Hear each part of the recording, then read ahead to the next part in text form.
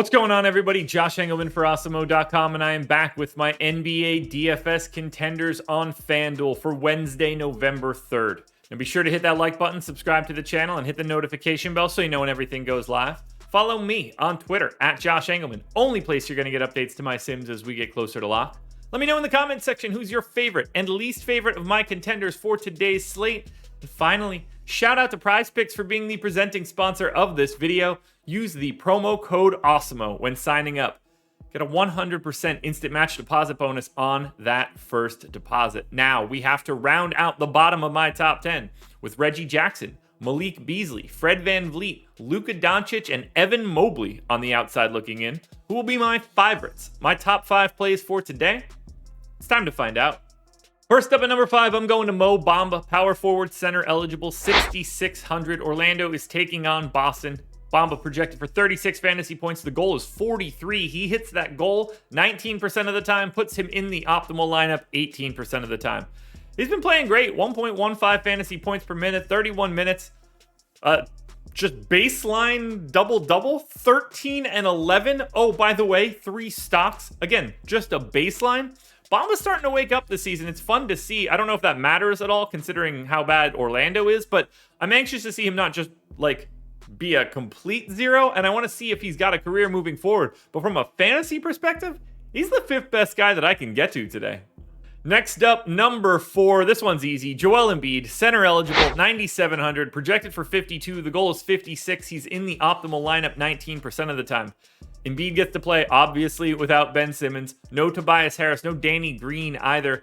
He has like a 40-something% usage rate in those scenarios over the past year and a half. I got him in for 1.63 fantasy points per minute for this one. 28 points, 12 boards, 4 assists, 2.5 stocks.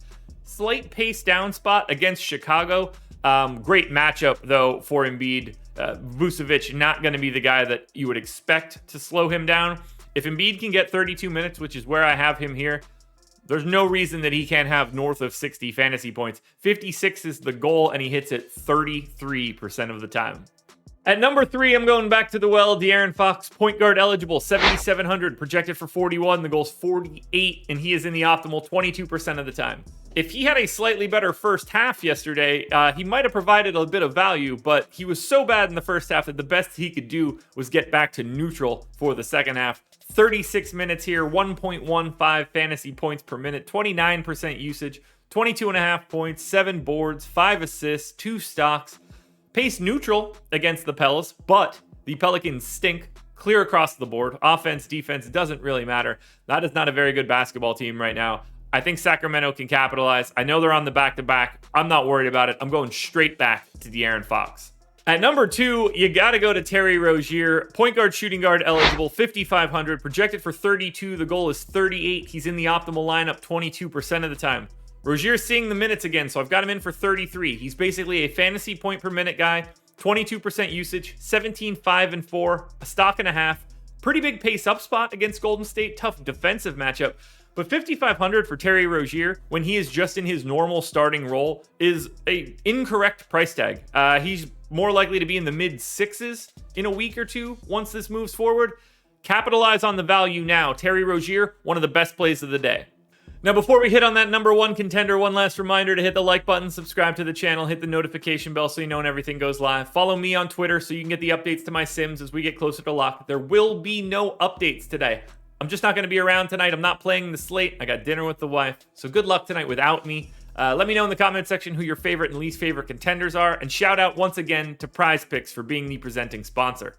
Another underpriced point guard is my guy today, Damian Lillard. Once again, 8,300 on FanDuel, projected for 45. The goal's 50. He's in the optimal lineup 23% of the time. I will continue to project Damian Lillard as if he's Damian Lillard, and one of these days the shots are going to fall. 36 minutes, 31% usage, 26 points, 8.5 assists, 4.5 boards, pace down-ish spot against Cleveland. Not really going to have to worry about on-ball defense. It's the help defense you got to worry about against Cleveland because none of the guards are going to slow him down. It's watching out for Evan Mobley coming out of nowhere to erase your stuff. That's what you got to worry about. I'm not worried about anything on FanDuel because Dame Lillard is 8,300, and if I told you that Dame Lillard would be 10K sometime on FanDuel later this year, no one would be shocked by that. So take advantage of the extra $1,700 you can get now. Just underpriced, #1 contender. Alrighty, folks, that will do it. Those are my NBA DFS contenders on FanDuel for Wednesday, November 3rd. DraftKings version of this video is around here somewhere. Check it out. Good luck tonight, everybody. Win some money. I will be back again tomorrow morning for another edition of the Contenders.